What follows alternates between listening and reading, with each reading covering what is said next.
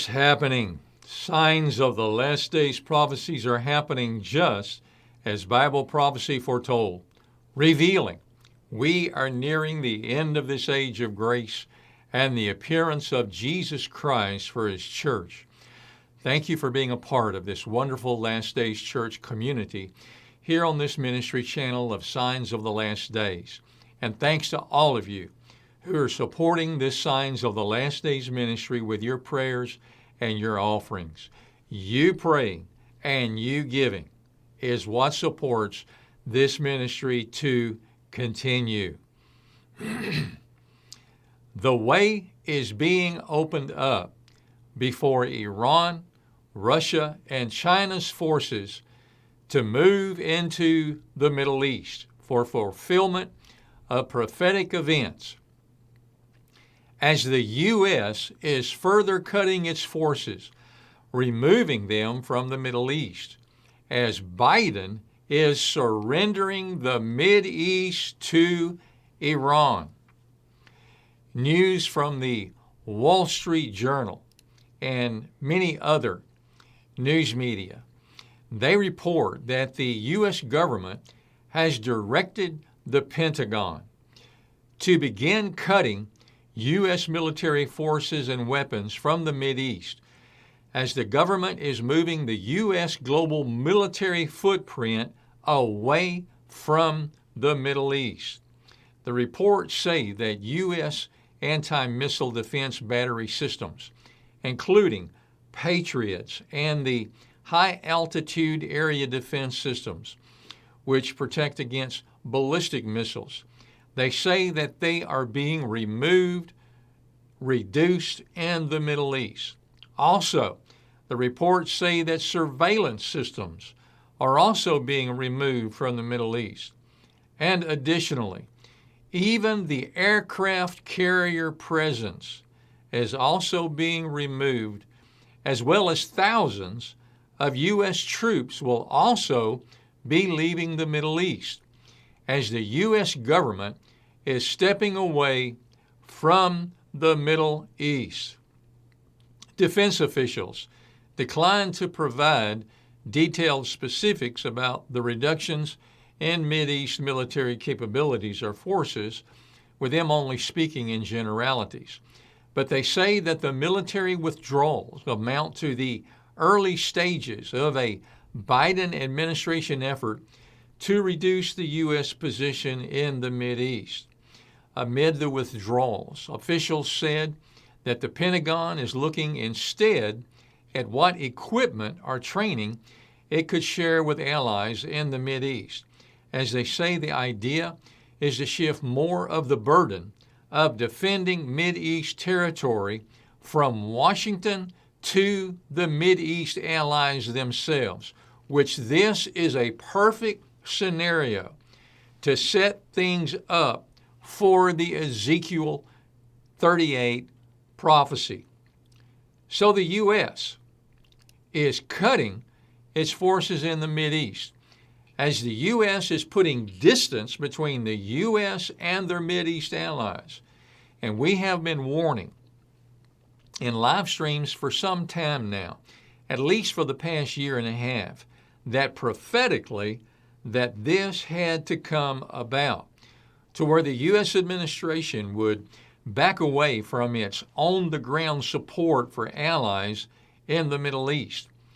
For the Bible prophecy describes the coming Mideast imbalance between the U.S. and its Western allies and Iran and its allies on the ground in the Middle East, where Ezekiel chapter 38 clearly calls out by their biblical tribal names the countries of Iran, Russia, along with Turkey, having their military forces in force on the ground in the Middle East together in the last days, to where they can together launch military offensives.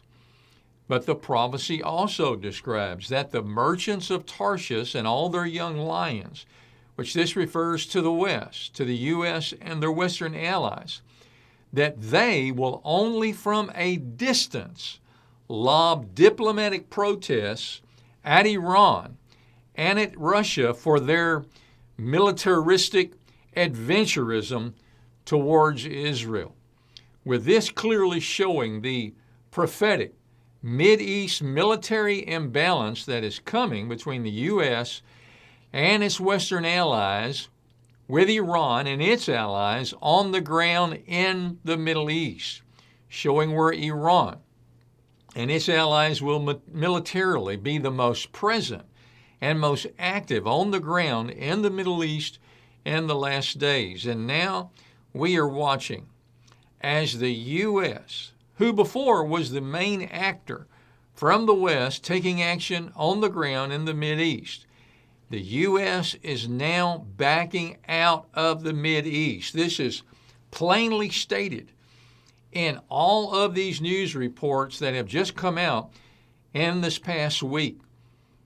There hasn't been a lot said about it, but this is a major sign that we have been talking about for the past year and a half that is now happening, with confirming signs following, that now the U.S. is backing out of the Mideast, which is opening up the way for Iran and its allies, which Iran's main allies are Russia and China. Prophetically, Iran, Russia, and China, all three of them are prophesied to move their militaries into the Middle East for last days prophetic events according to Bible prophecy. And Iran is key. Iran is the gateway. Iran is the enabler for these prophetic forces of Iran and Russia and China, which are prophesied in the Bible, for them to come into the Middle East and to come near Israel. Daniel, the 10th chapter, shows this clearly in the spirit world. For in Daniel chapter 10, it was the evil spirit prince of Persia, our modern-day Iran, who the prophecy says that near the Tigris River opposed and fought with Gabriel, the archangel of God. And the fight was so intense that it took the mighty archangel Michael to also come and help Gabriel against the spirit prince of Persia. And the Tigris River, along with the Euphrates, are the dominating rivers that flow right through the Middle East, with this prophecy showing the strength, ability of Persia, or what is today modern-day Iran, in the Middle East. And the U.S. has been in retreat in the Middle East in recent years. Obama significantly turned away from the Middle East as he downplayed U.S. interests in the Middle East and downplayed U.S. involvement in the Middle East for 8 years as Obama clashed with Israel, opposing Israel at every turn. And Obama made history as the first president ever to turn away from Israel and not support them at the UN, allowing a resolution to pass that condemned Israel as a criminal state violating international law. It was Obama that gave the Middle East a weaker Iraq as his administration turned away and withdrew support from Iraq. U.S. has continued to close military bases or turn them over to Iraq. And Iraq is now filled with Iranian militias running free there, with Iraq having become a proxy of Iran. Obama gave the Middle East the Syrian war, as Obama's red lines were found to mean nothing. Obama gave the Middle East a civil war in Libya that resulted in the death of Americans, including our very own U.S. ambassador in Libya. And Obama gave the Middle East an emboldened and stronger Iran as Obama sold out to Iran, as he pursued a nuclear deal with them with complete abandon, lifting sanctions on Iran and giving Iran billions of dollars, which they promptly used to advance their military and terrorism throughout the Mideast, all the way up to Israel's borders. And Trump, when faced with the military of Turkey invading Syria from the north, promptly had U.S. military forces retreat from northern Syria to the southern border at Iraq. And since, the U.S. has continued to draw down forces from Syria until a small remnant is left. And Biden, who filled his administration with old Obama hands, now seems to be following into Obama's legacy, as it appears that Biden is essentially negotiating with Iran the U.S. final surrender of the Mideast to Iran, Russia, and China, as now the Biden administration is having U.S. forces withdraw from the Middle East. Just in a short time in the White House, Biden has already begun lifting sanctions on Iran, as he too is pursuing a deal with Iran, just as Obama did. And now we see the U.S. military cutting forces in the Mideast as well at the order of Biden, forces that had been arrayed against Iran to protect U.S. Mideast allies, as seemingly Biden is negotiating with and surrendering the Mideast to Iran, who most likely already has a nuclear bomb deep in the mountains in the tunnels of their underground military bases. And as the U.S. has withdrawn and moved its military forces out of the Mideast, who is it that is filling that space? The head of U.S. Central Command, General Frank McKenzie, said that Russia, Iran, and China would likely seek to expand their influence in the Middle East, as he said the United States reduces its presence. The United States is just putting it out there, saying that we are reducing our military in the Middle East. We are cutting forces in the Middle East. We're leaving the Middle East. So McKenzie's saying obviously. He's stating the obvious of what's going to happen. He went on to say that the Middle East has always broadly been an area of intense competition between the great powers. And he described that as the U.S. adjusts its posture in the Mideast, then the likes of Russia, Iran, and China, these military allies, he says they're going to be looking closely for any vacuum to open up that they can exploit. And after the U.S. removed its forces from Iraq, who filled that space? It was Iran with their militias that have taken over Iraq, with Iran still applying pressure on the U.S. there with rocket attacks through these militias after the U.S. forces have been reduced there, after U.S. forces were removed from Syria. Who filled that space? Again, it's Iran, this time along with Russia. It was Iran who brought Russia's military in full force into the Mideast after Iran's General Soleimani had secretly went to Moscow, making a plan there with Russia's Putin. Iran was the enabler of Russia's expeditionary force into the Mideast at Syria. And also it is Iran right now who is also preparing the way for the kings of the East to come into the Middle East. Iran has just made a deal with China for China's new Silk Road that's called the One Belt, One Road Initiative.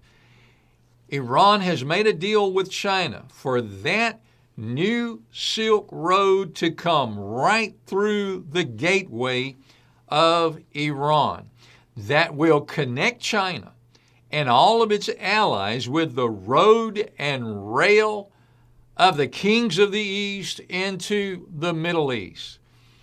And Revelation prophecy foretells that the way of the kings from the east will be prepared, that comes to the Euphrates River in the Middle East.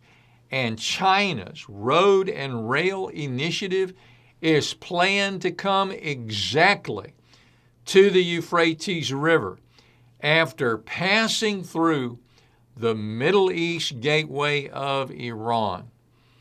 We've been giving warnings on this in previous live streams in 2021 and 2020, saying that in the Middle East, the U.S. will decrease as Iran and its allies must increase.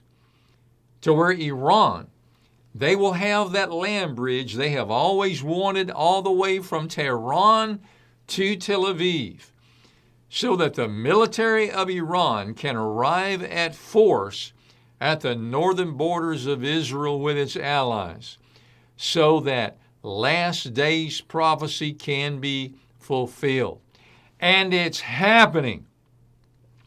Events and conditions are happening now that are warning signs pointing to the nearing fulfillment of the last days prophecies at the end of this age, revealing it's time to prepare now for the nearing appearance of Jesus Christ for his church by being born again spiritually into the kingdom of God, as Jesus said we must in John chapter 3, by the water and of the Spirit. And his apostles, who were authorized by Jesus, described how in Acts chapter 2, Acts 10, and Acts 19. So many prophetic signs are happening now in world events. They're increasing and they're flashing. Watch for our next live stream as we share more signs of the last days prophecies. And make sure you're subscribed to and following this channel and that you've clicked the bell to get all notifications for our live streams. And please join us Sunday evenings at 8 p.m. U.S. Central Time on this channel for our Watch and Pray live stream as we watch the signs of the last days prophecies happening and pray over your prayer requests, encouraging one another in fellowship to be ready for the appearance of the Lord Jesus. Remember, keep looking up, for the signs show that our redemption draws near, and we're not looking for the end, but for the beginning of our wonderful future with Jesus Christ, which is forever. Signs of the times are everywhere. There's a brand new feeling in the air. Keep your eyes upon the eastern sky.